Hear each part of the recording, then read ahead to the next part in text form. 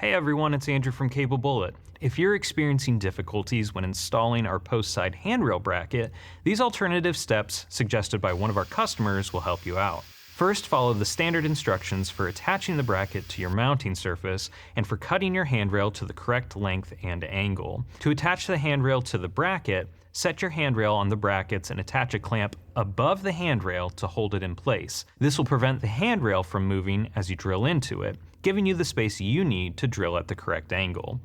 Now, drill 2 pilot holes through the bottom of the bracket into the handrail with a 5/32 inch drill bit. Tap both holes with a 1024 tap, and then drive in both of the sheet metal screws with a 5/32 inch Allen wrench.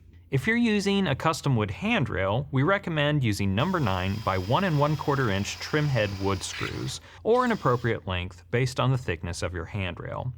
Repeat these steps for any other brackets you need to install. We want to say thanks to Frank Tucker for recommending this process to us, and we hope it helps you too. Be sure to call us if you have any questions about your project. We're here to help make your space extraordinary.